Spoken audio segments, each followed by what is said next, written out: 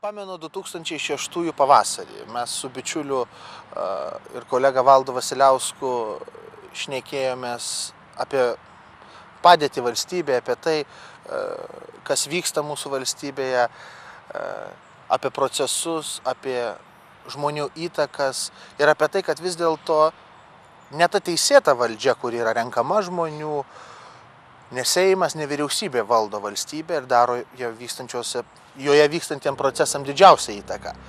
Ir apie tai buvo iš esmės truputį šnibždamasi, kalbama, kad grupė žmonių, kuri deklaruoja be galo provakarietišką, proamerikietišką politiką, yra tarsi sinonimas antirusiškumo, sinonimas ir priešinimasis Rusijos ekspansionizmui, Rusijos įtakai Lietuvoje, priešinimasis tai rytų politikai.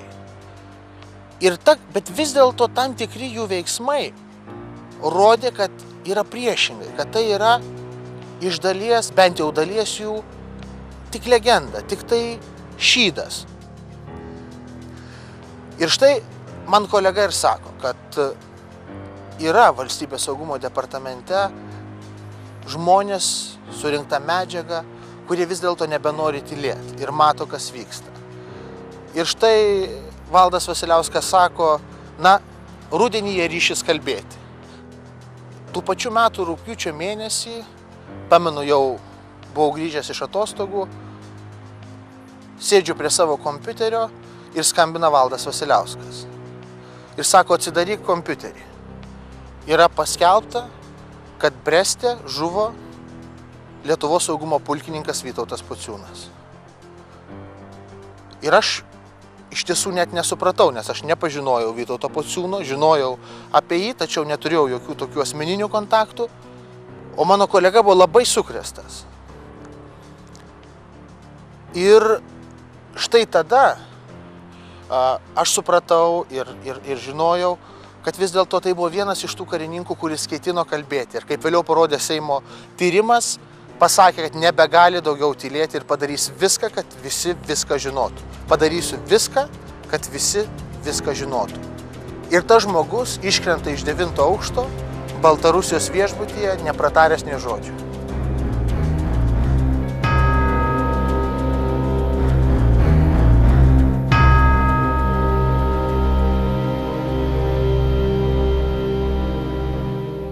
Visų pirma, man atrodo, ir per šią Seimo kadenciją, kaip apie ko neveiktų, iš šono stebintis. Ir ko gero per visą dabar 19 metų atkurtos Lietuvos nepriklausomybės istoriją, parlamentarizmo istoriją, bene pirmą kartą oficialų žmonės, o mūsų komitetui buvo oficialiai pavesta viso Lietuvos Respublikos Seimo, atlikti spec tarnybos Valstybės saugumo departamento parlamentinį tyrimą.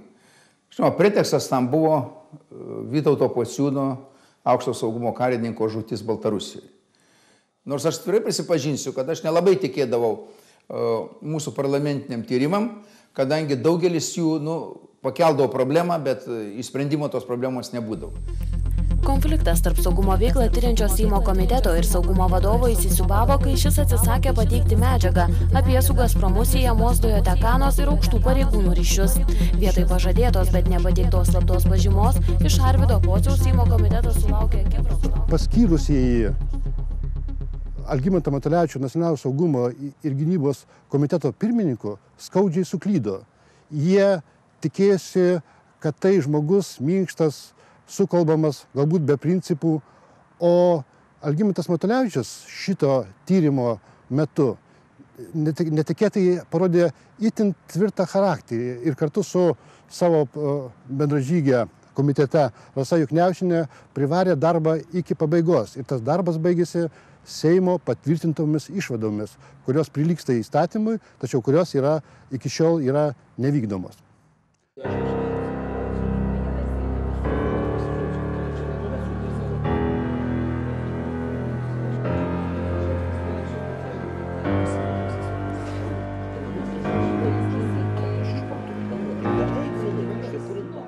Šiandien noriu labai kategoriškai pasakyti, kad mūsų komitetas iš tikrųjų nustatė visas Vytauto Pociūno išsiuntimo aplinkybės į Baltarusiją ir įvertinant visą medžiagą, ir slaptą, ir įslaptintą, ir rašytinę, ir viešąją netgi medžiagą, mes viską turim vertinti, taip yra ir spec tarnybose daroma. Mes priėjom išvados, ir praktiškai vieningos išvados, kad iš tikrųjų tokio aukšto rango karininką išsiųsti į Baltarusiją į 5 žmonių konsulatą nebuvo jokio reikalo ir buvo vienintelis tik reikalas, kad jo vadovai norėjo su juo susidoroti. Tai yra jį patraukti iš Lietuvos nuo jo pakankamai rimtų tyrimų, kuriuos jis atliko čia Lietuvoje, apie ką yra nemažai paskelbta spaudoje. Esu įsitikinęs, kad nebuvo jokio ten išmetimo ar prievartinio skirimo jo kur nors. Turėjau progos pakalbėti ir man jis tada užsiminė, kad nori išvažiuoti. Dar anksčiau apie norą išvažiuoti, jo norą išvažiuoti, man kalbėjo konsulų Rimgas. Jis mane mėgsta. Tik tai vieną galiu pasakyti, kad ir Pocius, ir visi kiti akivaizdžiai melavo, kad Pociūnas prašėsi pats išvažiuoti, kad jis nenorėjo, kad dar kažką tai. Akivaizdžiai, aš su Vytautu bendravau mėnesį iki jo žūties, jisai tikrai labai skundėsi, guodėsi, kad jį tenais ištrėmė, kad jisai norėtų dirbti ir taip toliau, ir taip toliau. Ir tikrai jokių būdų, bet jeigu aš sakau, jeigu aš iš tos pusės matau, kad jie meluoja, kad jie organizuoja šmeižto kompaniją, ten Jurgelevičius, Dabašinskas, dar kažkas. Tai, Pavaduotojai VSD direktoriaus. Taip, aukšti vadovai, pavaduotojai direktorius. Jeigu jie tas pats Pocius, man atrodo, prie to yra prisidėjęs irgi, kadangi Višniauskaitė, kur rašė tada tos straipsnius apie amžinatilsį Pociūną, jinai buvo pas tą patį Pocių ilgai vakarojo, sekančią dieną straipsnis pasirodė. Va, tai sakau, jeigu jie organizuoja šmeižto kompaniją, jeigu jie akivaizdžiai meluoja, tai neatmetu galimybės, kad jie prie jo žūties prisidėjo. Konservatorių lyderis Andrius Kubilius liudyti Seimo nacionalinio saugumo ir gynybos komitetui pasiprašė pats. Kubilius komiteto narius tikino, kad iš karto po diplomato Vytauto Pociūno žūties pas jį lankėsi saugumo vadai ir įtikinėjo nesiekti Pociūno žūties aplinkybių tyrimo. Motyvai, kodėl nereikia siekti, buvo dėstomi patys įvairiausi, pradedant nuo moterų ir baigiant kaip tik žūties aplinkybių. Pasak Kubiliaus, saugumo vadovai iš karto žinojo apie vėliau žiniasklaidoje paskelbtą diplomato žūties versiją. Esą jis iškrito pro 9-ojo aukšto langą, būdamas neblaivus ir bandydamas pro langą atlikti gamtinius reikalus. Jeigu tuometiniai VSD vadovai nebūtų pradėję šmeižto kampanijos prieš savo buvusį pareigūną, skandalo nebūtų buvę. Bet jau vien tik tais tai, kad jie tokį dalyką pradėjo, jie pradėjo nutekinti, sakysim, tas kompromituojančias medžiagas apie Vytautą Pociūną, apie jo drauges ir panašiai, ir panašiai, ir panašiai. Ir toks, iš principo, nežmoniškumas išprovokavo reakciją padorių žmonių ir galų gale baigėsi VSD skandalo tyrimu. Vadinasi, šitas dalykas buvo prasmingas. Kartu tai rodo, kiek praradę saiką yra tie žmonės, kurie priklauso grupiai draugų. Nes taip šmeižti žuvusį pareigūną buvo ne tik nežmoniška, bet visų pirma neprotinga. Jeigu jie to nebūtų darę, apie juos mes dabar žinotume kur kas mažiau negu žinome. Niekas absoliučiai neusistojo už žmogų, kuris nebegali gintis, kuris jau yra nužudytas. Tai buvo kažkas žiauraus. Todėl mes, žinoma, negalėjom būti abejingi savo tyrime ir nekreipti tai dėmesio. Tai mes susidūrėm su dviem dalykais. Viena, mes išaiškinom, kad Pociūnas iš tikrųjų buvo išguitas iš Valstybės saugumo departamento ir prezidentas už tokį žmogų neužsistojo. Antrą dalyką, mes susidūrėme, kad Valstybės saugumo departamentas tai yra ta institucija, kuri naudojama ne valstybės naudai dirbti, o naudojama savo klano tikslų aptarnavimui, renkti informaciją ir atitinkamai paskui ją dozuojant, mėtyti į spaudą, suvalgant savo kitaminčius ar kitaip manančius arba savo konkurentus. Ir negana to mes nustatėme, kad iš tikrųjų Valstybės saugumo departamente buvo pakankamai padorių Lietuvai ištikimų pagal priesaiką karininkų, kurie darė tyrimą ir tas tyrimas vyko nuo 2000 metų ir dar anksčiau. Bet ta visa medžiaga buvo, kaip liaudiškai kalbant, sudoma. Mes pamatėme didžiulį valstybės užvaldymo mastą. Tada mes pašiurpę kreipėmės į prezidentą Valdą Adamkų. Jis mūsų komiteto nepriėmė, o pradėjo kalbėti viešoje erdvėje, kad Seimas užsiima koncertais ir cirkais. Adamkus sako išvadas komentuosias, kai dėl jų apsispręs Seimas, tačiau paklaustas apie išvadą, kad pocius gali komplikuoti saugumo darbą, savo vertinimą pateikia. Nesvarbu, kas komplikuotų darbą, tas, kas dirba prieš valstybės reikalus, valstybei nedirbs. Tačiau netrukus prezidentas susizgrimba paskubėjęs. Per spaudos tarnybą jo pozicija tikslinama, esą šalies vadovas ne iki galo suprato klausimą. Nejaugi tas klausimas šiandieną, tai yra jau ne šiandieną, vakar ar užvakar, buvo svarbiausias Matulevičiui. Man atrodo, kad šito klausimų sprendimo jam reikėjo, kaip sakoma, jis turėjo turėti tiek sąjungininkų, tiek daug, kad reiškia tęstų tą dalyką, tiek, kad čia, kaip sakoma, net referendumą nereikėjo slėpti. Tai būtų turbūt 70, 80 ar daugiau procentų visų Lietuvos gyventojų. Aš nekalbu apie tas partijas, kurios pradžioje taip aršiai pasisakė už tai, o paskui visos dėjo į krūmus. Tyrimai lietė saugumo slaptąsias tarnybas.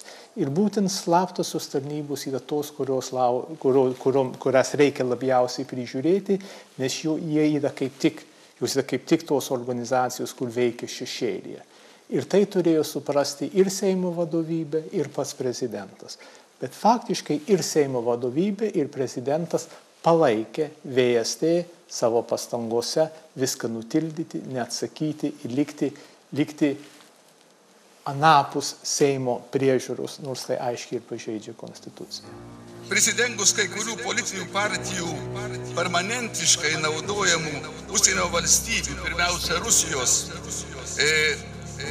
reiškia kenkimo Lietuvai klišę ir vadovaujantis Kurmių iš valstybės saugumo departamento antiįstatymiškai pateikta operatyvinė medžiaga, buvo pradėtas iki šiol neregėtas vienos pagrindinio mūsų valstybės institucijų, būtent specialios tarnybos valstybės saugumo departamento puolimas. Dar dirbant man saugumo departamente, mes jau pradėjom rinkti medžiagą ant Dujotekanos kaip apie Rusijos priedanginės įmonės, kadangi jos ir įsteigimo visa istorija, ir jos veiklos istorija, jinai pilnai atitiko kaip priedanginės įmonės požymis. Pati bendrovė, ta bendrovė, skaitykime, Dujotekana, jinai susijusi su Rusija, susijusi su Gazpromu, jinai ir kiekvienas ūkinis vienetas turi teisę egzistuoti Lietuvoje. Jeigu tai nepažeidžia Lietuvos įstatymų, užsiregistruoja, dirba ir viskas yra tvarkoje. Visa blogybė yra tai, kad jie stengiasi tuos taisyklės, įstatymus, nustatytą tvarką, pažeidinėti, apeidinėti. Tai vienas dalykas. Bet čia yra bendrovė, tai yra privatus asmenys, tai yra privati bendrovė. Mes daugiau kreipiame dėmesį į valstybės tarnautojus, kurie turi savo teises ir pareigas ir uždavinius ir tikslus, į kurie turėtų dirbti valstybė. Tai yra mūsų visuomenė. Bet jie dirba ne valstybė, o kaip tik padeda tenkinti tos bendrovės interesus. Tai reiškia interesus tų pačių Gazpromo. Tai įvairių projektų įgyvendinimui, strateginių projektų, energetiniam sektoriui įgyvendinimui. Va štai mums šitas dalykas kėlė didžiausią problemą. Ir kada mes stebėjom, mes užšiopėm tuos valstybės tarnautojus.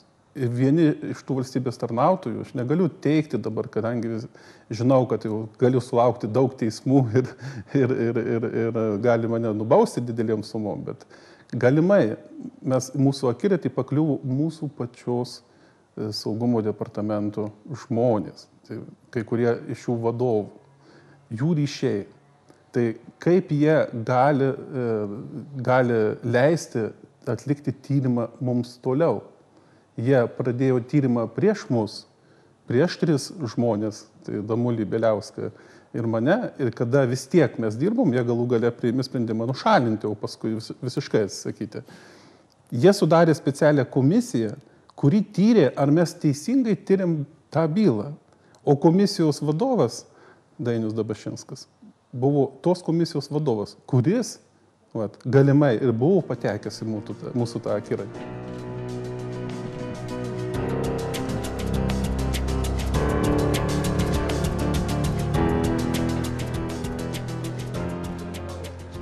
klausykite, bet čia kaip kokiam Hollywoodo trilerį. Jūs, vadinasi, saugumo tarnybos darbuotojai, tyrėte grėsmės nacionaliniam saugumui, ar ne? Ir staiga aptinkate, kad tų grėsmių gijos veda jūsų pačių vadovybė. Praktiškai taip. Neįtikėtina.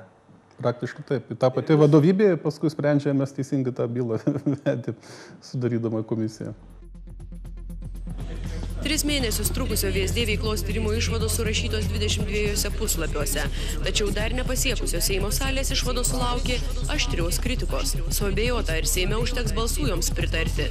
Pirmieji suskubė laidoti tyrimo išvadas socdemai. Anot valdančiųjų, išvados nesolidžios ir nevertos Seimo.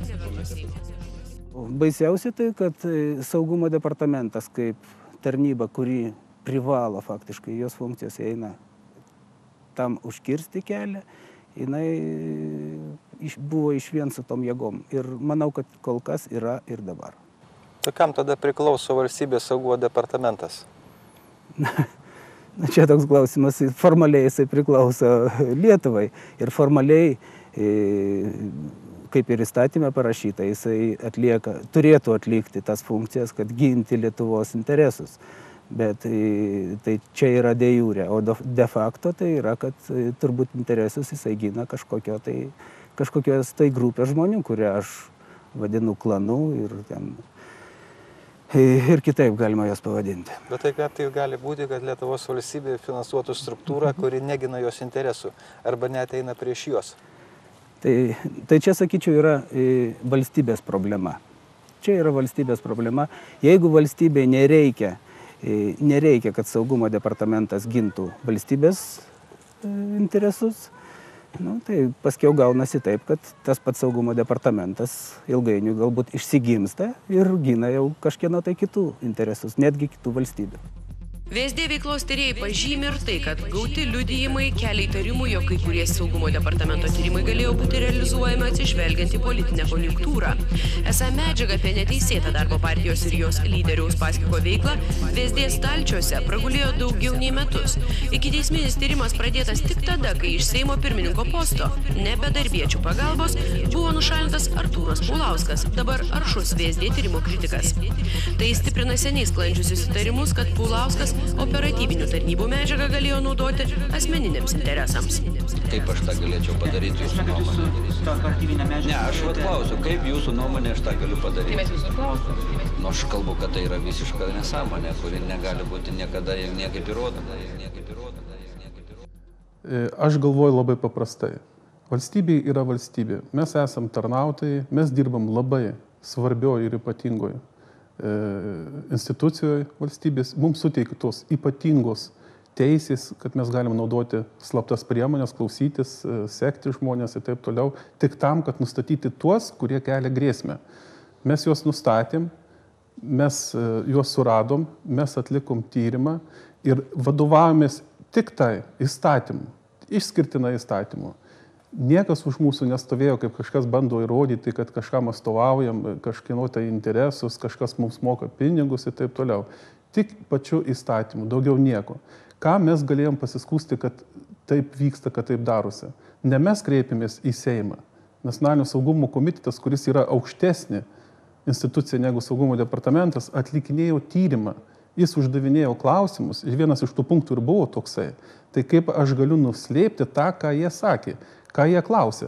Jeigu aš būčiau nuslėpęs, tai aš būčiau neatlikęs savo pareigos. Tuo labiau jau tada matydamas tai, kad jie yra bandoma visais būdais tą bylą, tą tyrimą nuslėpti. Kad tai yra niekinis, niekam nereikalingas, kad čia nėra jokių problemų. Aš tuo atveju, jeigu nebūčiau kalbėjęs, būčiau padaręs didelį nusižengimą. Aš manau, kad tai mano pareiga ir tą priesaiką, kurią aš daviau valstybei, tėvynei, aš juos laikiausi. Bet kadangi aš juos laikiausi ir laikėsi Damulis ir Bieliauskas, mes atsidūrėme gatvėje, mums parodė savo vietą.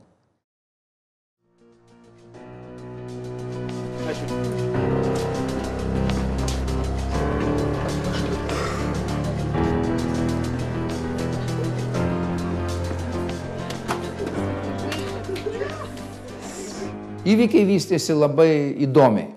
Po mūsų išvadų patvirtinimo Seime, kada mes pasakėme, kad yra betvarkė valstybės saugumo departamente ir valstybėje, Labai originaliai tai reagavo valstybės prezidentas Valdas Adamkus.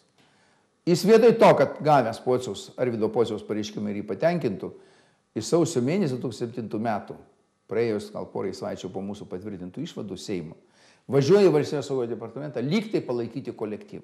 Su jokio kolektyvu jis nesutiko, aš tą tiksliai žinau, sutiko su saujelė tų niekadėjų, tuomet tarpe su Pociumi, ir jis juos palaikė. Jis aiškiai parodė savo poziciją, kurioje jis yra pusėje. Tai man didžiausias yra šiandien klaustukas. Kam tarnauja ponas Valdas Adamkus ir ką jis čia daro Lietuvoje 10 metų?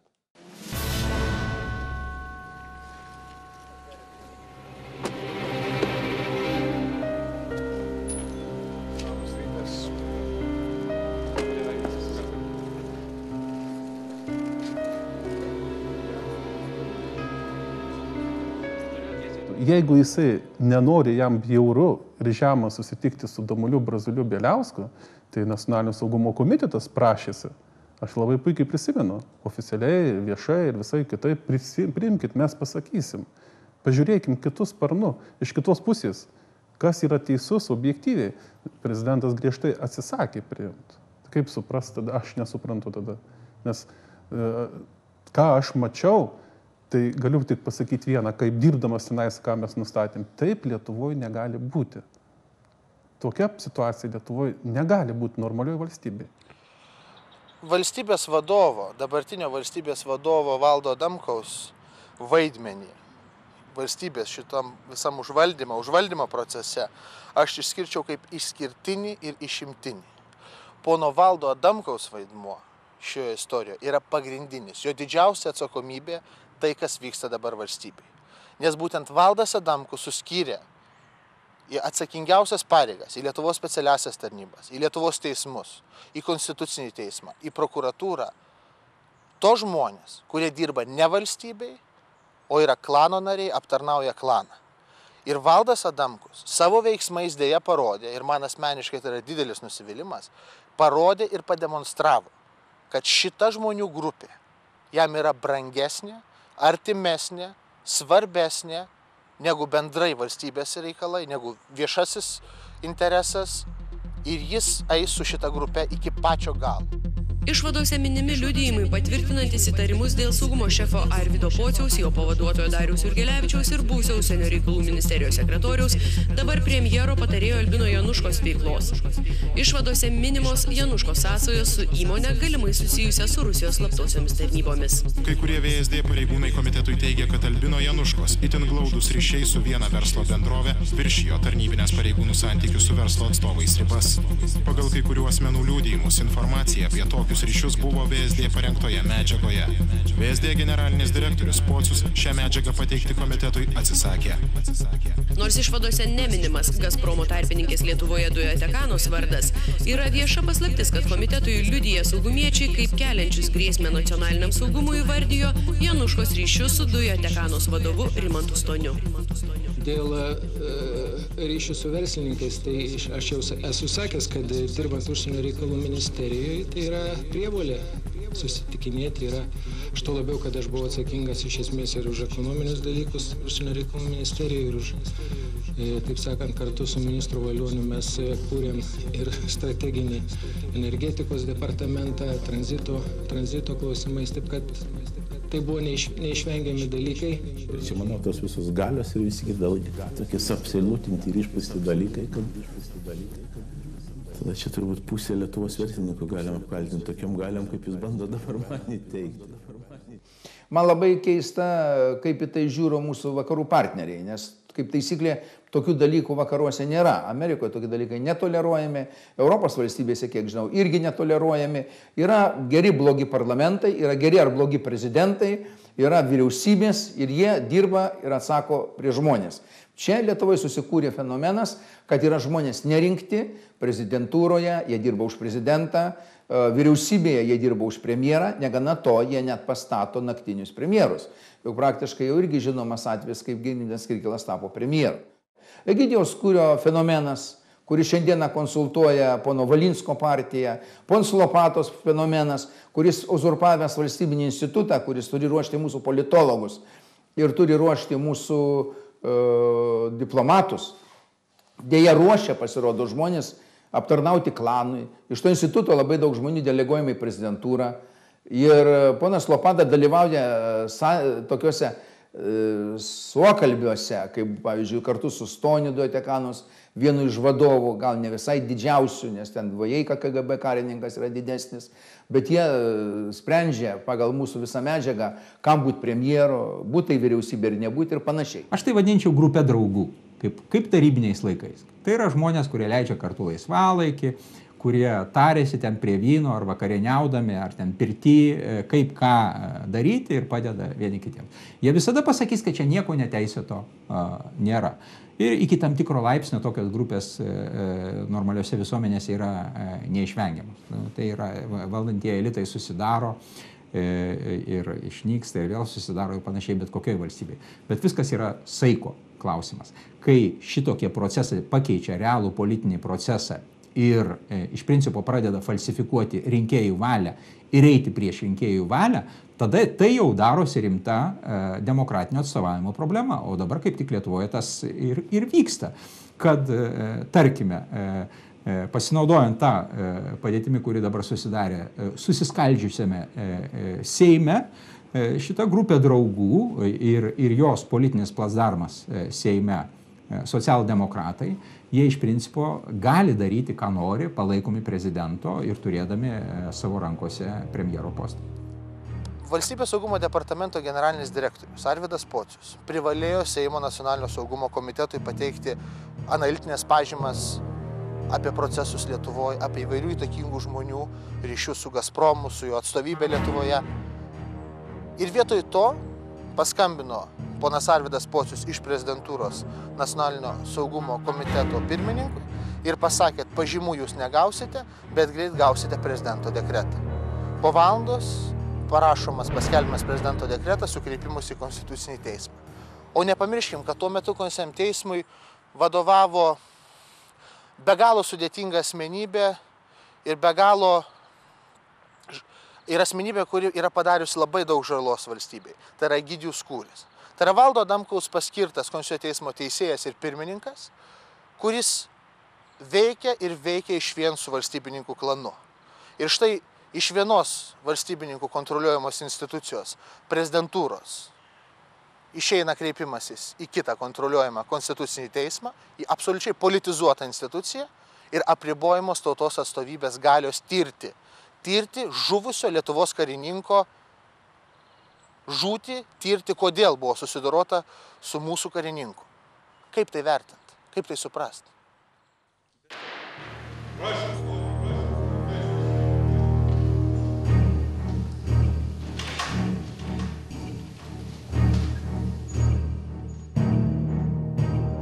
Kai kas galvojo, kad po Konstitucinio teismo išaiškino, mes aplamai suvyniojame meškeres ir nieko nedarysime.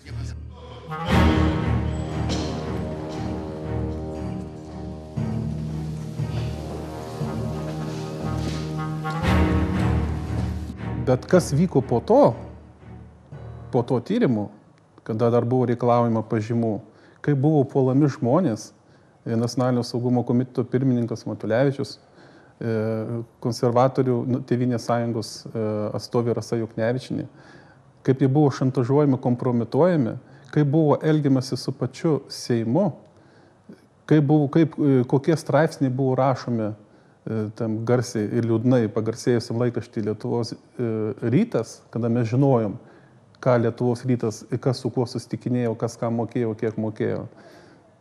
Tai iškreipta informacija žmonėms pateikinėjo. Tai vien tik šito užtenka tam, kad suprastume, kad vyksta iš tikrųjų valstybėje labai blogi dalykai. Valstybė praktiškai yra užimta, užvaldyta grupės asmenų, kurie kaip valstybė, nepriklausoma nuo politinių vėjų, nuo įtakų, kas valdžioj, vieni ar kiti, jie vis tiek valdo, nes sprendimus priima jie. Tarp kitko, aš gavau labai rimtą informaciją tyrimo metu, kad su manim galvojama susidoroti ir fiziškai. Paskui buvo metama KGB korta, bet jie matyt nesuprato, kad aš negaliu eiti į kompromisus tokius, kokius negaliu eiti. Aš ėjau į tam tikrus kompromisus, bet suprantate, ką aš supratau? Aš supratau vieną dalyką, kad kuo daugiau eini su jais į kompromisus, tuo jie labiau galvoja, kad tu esi silpnas, kad tu jų bijaisi. Iki šiol nesuprantu, kodėl vienas asmuo, tapęs NSGK pirmininku, tapo itin aršiu mano šmeižiku. Asmuo, kurio buvimą KGB bendradarbių patikėti yra pakankamai tiek archyvinės, tiek ir kitos VSD pareigūnų surinktos medžiagos. Faktiškai tokį kaltinimą galėtų padaryti tik Bananos Respublikoje koks nors papulkininkis, atėjęs, išdrošęs, pagrasinęs Seimui. Kas atsitiko? Normalioj vakaruose šitoks dalykas nebūtų praėjęs, būtų išreikalavę, kad Pocius iš viso saugumietis nekalba, saugumietis, nesvarbu koks aukštas, nekalba visam Seimui iš tribūnus, geriausio atveju galėtų kalbėti komitetui. Bet gerai, štai yra Lietuvos taisyklės, tai leidžiama. Bet po tokios kalbos, kai jis faktiškai grasino ir šantažavo vienam Seimo nariui, jis grasino ir šantažavo visam Seimui. Ir Seimas nereagavo. Jie būtų turėjęs tą pačią dieną atleisti Pocių iš pareigų, paleisti jo pavaduotojus ir pareikalauti ir įvesti kažkokią tvarką, kad šitoks įvykis nepasikartotų. O jei prisimint, kas įvyko, tai kažkaip Seimas pasimetė, Pocius nebuvo atstatydintas, kitą dieną, kai gal būtų buvę laiko atsipeikėti, vėl niekas neįvyko. Ir baigėsi tuo, kad jau turime tokį pavyzdį, kad saugumietis gali grasinti Seimui, tuo būdu Seimui mesdamas iššūkį, o Seimas į visą tai žiūri pro pirštus. Seimo nacionalinio saugumo ir gynybos komiteto pirmininkas saugumo patalpas po 5 valandas trukusio komisijos posėdžio paliko šypsodamasis. Saugumo vadovo Arvydo Pociaus jam viešai mesti kaltinimai subliuško. Liustracijos komisija vieningai nusprendė, kad Matulevičius nebendradarbiavo su KGB. Pasak liustracijos komisijos pirmininkės, saugumas nepateikė jokių Matulevičiui mestus kaltinimus patvirtinančių dokumentų. VSD tyrimas pirmiausia parodė tikrąją žmonių vertę, parodė tikrą jų veidą. Mat ir Vytautas Pociūnas buvo tas dorovinis matas, šalia kurio atsistovęs žmogus, parodo tikrąją savo vertę, savo dorovinį ūgį. Ir vieni didžiavyriai Lietuvos staiga sumažėjo per šitą tyrimą, kaip pavyzdžiui Respublikos prezidentas Valdas Adamkus, o kiti netikėtai išaugo, kaip kontražvalgybos karininkai Vytautas Damulis ir Kastytis Braziulis. Tarp tų netikėtai išaugusių be abejo yra ir Seimo nacionalinio saugumo ir gynybos komiteto pirmininkas Algimantas Matulevičius. Be abejo, jau buvęs pirmininkas, nes visi šioje istorijoje tikrieji herojai yra buvę, kaip ir buvęs saugumo pulkininkas Vytautas Pociūnas, kuris irgi pirmas pabandė pasipriešinti šitam valstybininkų klanui, kuris iš tikrųjų yra neokomunistų kagabistinis klanas ir kurio vėliava yra tapęs Albinas Januška. Po Vytauto Pociūno žūties Januška buvo minimas kaip vienas iš saugumo karininko išsiuntimo į Baltarusiją iniciatorių. Apie įtaką užsienio reikalų ministerijai ir saugumui Januška kalba su ironija.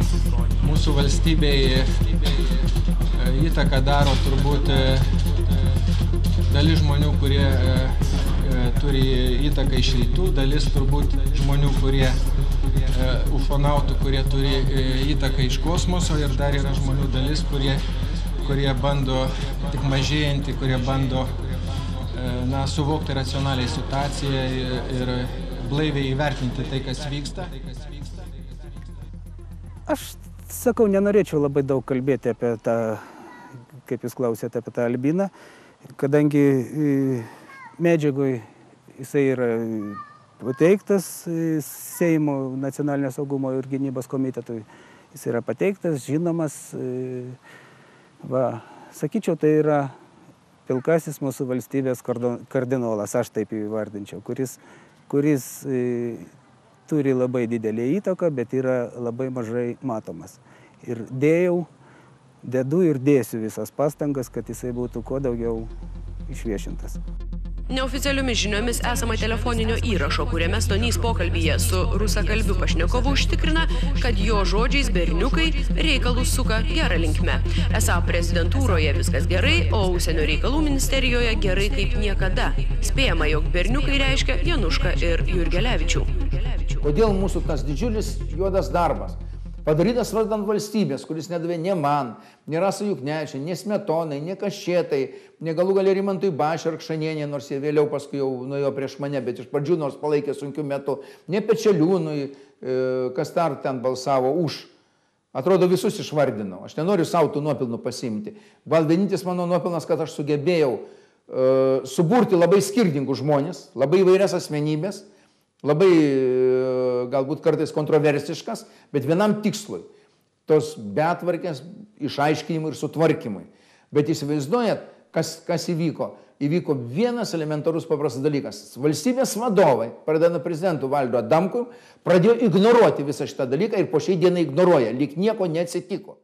Valdas Adamkus ir dabar dar netlikęs savo paskutinės priedermės žuvusiam už Lietuvos laisvę pulkininkui Vytautui Pociūnui. Tai yra, pagal Seimo patvirtintas išvadas, jis neatleido iš pareigų Valstybės saugumo departamento generalinio direktoriaus pavaduotojų Dainiaus Dabašinsko ir Dariaus Jurgelevičiaus, kurie organizavo Vytauto Pociūno tremtį į Baltarusiją ir kurie organizavo jo šmeižto kompaniją po mirties.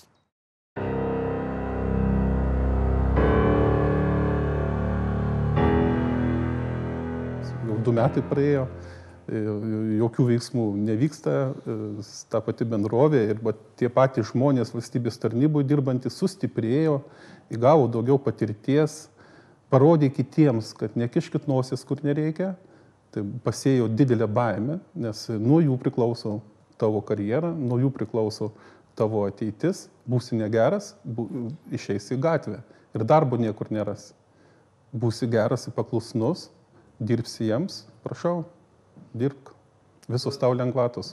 Sakau, ant kiek tos jėgos yra stiprios, ant kiek jos dabar dar turi toj valstybėje įtaką ir savo jėgą, kad sugebėjo tai užslopinti, skandalas praėjo ir dabar jų vienintelis tikslas yra, kad atgarsiai apie tai, jie kuo toliau, to mažiau būtų ir kad visa tai nutiltų. Ir netgi girdėjau, skaičiau, atrodo, internete, kad saugumo departamentas nori išsireikalauti iš Seimo šitą surinktą medžiagą.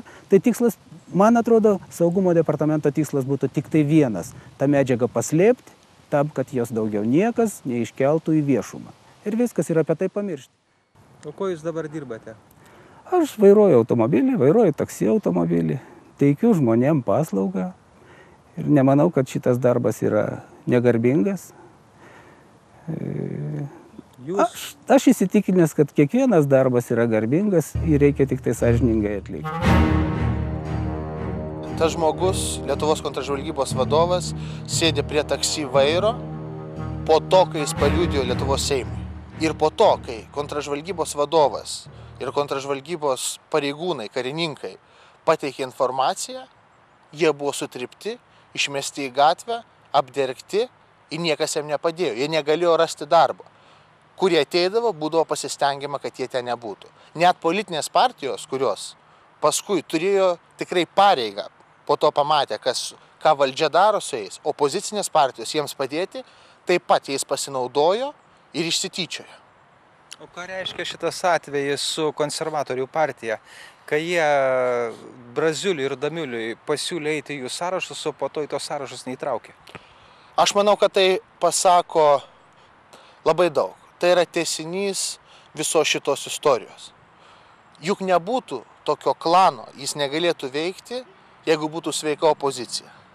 Tai parodo opozicijos problemas, parodo tai, kad opozicija serga. Kad pačioje opozicijoje yra sveikų jėgų, yra žmonių, kurie iš tiesų kėlė klausimus ir kovėsi iki galo. Bet stengiamasi net to žmonės opozicijoje, kurie nuosekliai dirbo, sutraiškyti juos, panaikinti juos ir kuo toliau kontroliuoti opoziciją. Tai yra tiesiog visos šitos Lietuvos ligos metastazės dešinėje. Mane nustebino daugiau ne jų išmetimas iš darbo, nei jų tampimas po teismus, čia mane tas mažiau nustebino. Mane nustebino daugiau politikų žingsniai. Politikų žingsniai, kad nesirado, reiškia, politikų jėgos, kad, reiškia, apginti tos žmonės, jeigu įsitikinę, kad jie teisūs, apginti juos ir tuo labiau, reiškia, leisti jiems, duoti jiems tribūną, išsakyti viską iki galo. Reiškia, jeigu jie ne per tyrimą, tai bent, kaip sakoma, kitais leisnais civilizuotais būdais. Va čia tas mane daugiau nustebina. Reiškia, galiu pasakyti, kad nematau politinių jėgų, kurios iš vis norėtų bet ką Lietuvoje išspręsti iki galo. Mes buvome įsirikiavę ir būsime, ir jūs mūsų nepajudinsite.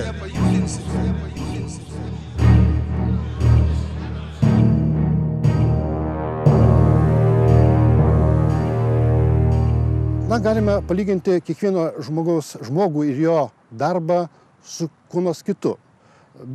Šitas Nacionalinio saugumo gynybos komiteto atliktas tyrimas lygintinas pirmiausia su Gedimino Kirkilo paskirtos komisijos Vytauto Pociūno žūties aplinkybėms tirti rezultatais. Šiai komisijai Kirkilo vadovavo iškilus konservatorių lyderis Vytautas Ališauskas. Į tą komisiją įėjo daugybė autoritetų, tokių kaip Vytautas Landsbergis. Ir šita komisija iš tikrųjų virto Vytauto Pociūno žūties aplinkybėms nuslėpti komisiją. Ir už šią puikiai atliktą užduotį Vytautas Ališauskas buvo apdovanotas ambasadoriaus postu prie Šventojo sosto Vatikane. O Algimantas Matulevičius už savo atliktą darbą buvo žeminamas, puolamas valstybininkų spaudoje, niekinamas prezidento Valdo Adamkaus, kai jis atsisakė priimti tautos atstovus prezidentūroje ir galiausiai, aišku, buvo nuverstas. Šitoje istorijoje Valdas Adamkus apdovanoja herojus tik po mirties, kaip ir Vytautą Pociūną. Todėl man belieka pasidžiaugti, kad Algimantas Matulevičius išvengė Valdo Adamkaus ordino.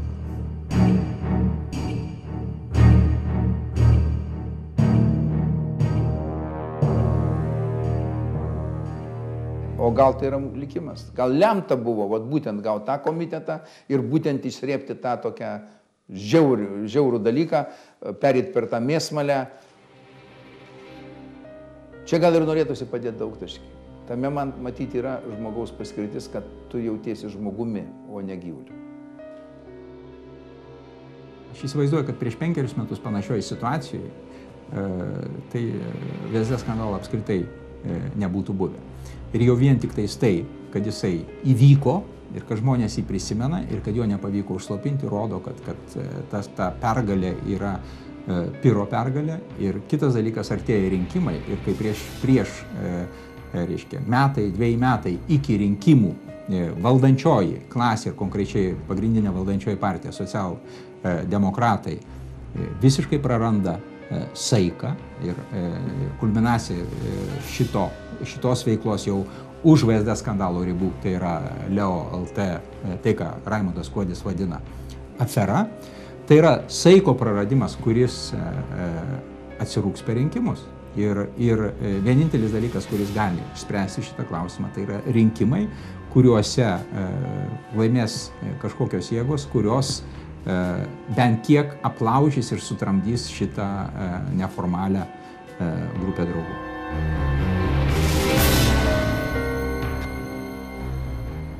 Taigi tai vat, reiškia, Lietuvos dabar niekas nemyli.